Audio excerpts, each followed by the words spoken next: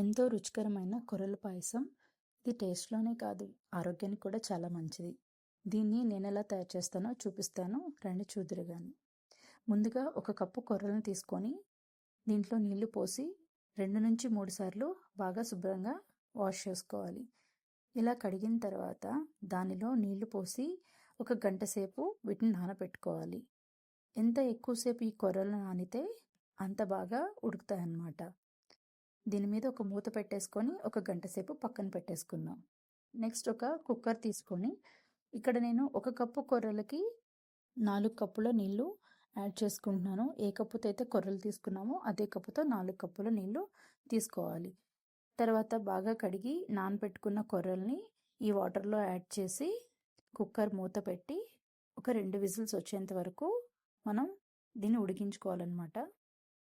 2 whistles తర్వాత cooker మూత open చేసి చూద్దాం. ఇక్కడ కొర్రలు 80% ఉడికిపోయాయండి. 80% వాటర్లో ఉడికించుకున్న తర్వాత రిమైనింగ్ 20% అనేది మనకి పాలల్లో ఉడుకుతుంది. ఎందుకంటే ఇవి పూర్తిగా వాటర్లో ఉడికితే వచ్చే టేస్ట్ కంటే కొంత అమౌంట్ అనేది పాలల్లో ఉడికించుకుంటే టేస్ట్ అనేది చాలా బాగుంటుంది. నెక్స్ట్ వేరొక బాండి తీసుకొని దానిలో 2-3 టేబుల్ స్పూన్ల నెయ్యిని యాడ్ చేసుకోవాలి. జీడిపప్పు పలుకుల్ని యాడ్ చేసి దీన్ని దోరగా ఫ్రై చేసుకోవాలి. ఇలా జీడిపప్పు ఫ్రై అయిన తర్వాత గోల్డెన్ బ్రౌన్ కలర్ వచ్చిన తర్వాత దాన్ని తీసి పక్కన పెట్టుకోవాలి. ఇదే బాండీలో సన్నగా తరిగిన ఎండు కొబ్బరి ముక్కల్ని వేసి వాటిని కూడా గోల్డెన్ బ్రౌన్ కలర్ వచ్చేంత వరకు ఫ్రై చేసుకోవాలి. ఇవి కూడా ఫ్రై అయిపోయాయి. దీన్ని కూడా తీసి పక్కన పెట్టేసుకుందాం. నెక్స్ట్ ఇదే నెయ్యిలో సన్నగా తరిగిన బాదం పప్పును వేసి దీన్ని కూడా ఫ్రై చేసుకోవాలి. ఇది కూడా కలర్ చేంజ్ అయ్యేంత వరకు ఫ్రై చేసి దీన్ని కూడా తీసి పక్కన పెట్టుకోవాలి.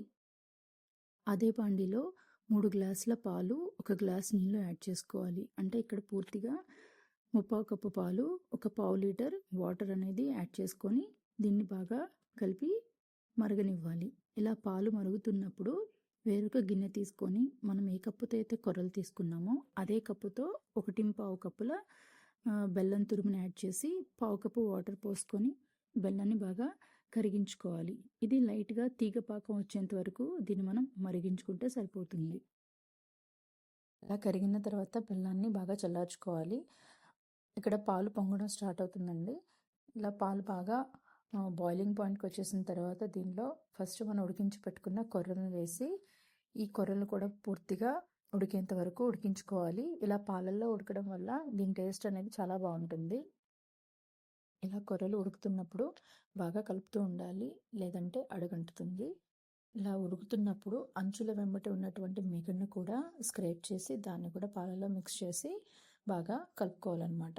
ఇలా కలుపుతూ ఉన్నప్పుడు పాలు చిక్కబడుతూ ఉంటాయి అన్నమాట. పాలు చిక్కబడంగానే స్టవ్ ఆఫ్ చేసి ఒక 5 మినిట్స్ అలా ఉంచేయాలన్నమాట. పాలు కొంచెం వేడి చల్లారిన తర్వాత బాగా చల్లార్చిన బెల్లం పాకం ఏదైతే ఉందో దాన్ని దీనిలో వేసి బాగా మిక్స్ చేసుకోవాలి. దీంట్లోనే కొంచెం ఇలాచీ పొడి వేయాలి. ఇక్కడ ఇలాచీ పొడి వేసే క్లిప్పింగ్ అనేది మిస్ అయింది. ఇలాచీ పొడి కూడా వేసిన తర్వాత బాగా కలిపి దీనిలో ముందుగా మనం నెయ్యిలో రోస్ట్ చేసుకున్న నట్స్ ఉన్నాయి కదా, కొబ్బరి ముక్కలు, వాటిని కూడా యాడ్ చేసి అవి వేయించేటప్పుడు ఏదైతే నెయ్యి ఉందో ఆ నెయ్యిని కూడా వేసి బాగా కలుపుకోవాలి. అంతే అండి.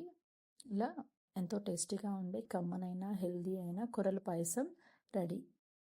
ఈ పాయసాన్ని చల్లారిన తర్వాత ఒక గంట సేపు ఫ్రిడ్జ్లో పెట్టుకొని తర్వాత సర్వ్ చేసుకొని తింటే చాలా టేస్టీగా ఉంటుంది. ఇదండి మరి ఎంతో టేస్టీ అయిన హెల్దీ అయిన కొర్రల పాయసం. నా వీడియో కనుక మీకు నచ్చినట్లయితే నా వీడియోని లైక్ చేయండి, మీ ఫ్రెండ్స్ అండ్ ఫ్యామిలీకి షేర్ చేయండి, అండ్ నా ఛానల్ని కూడా సబ్స్క్రైబ్ చేయండి. Thanks for watching.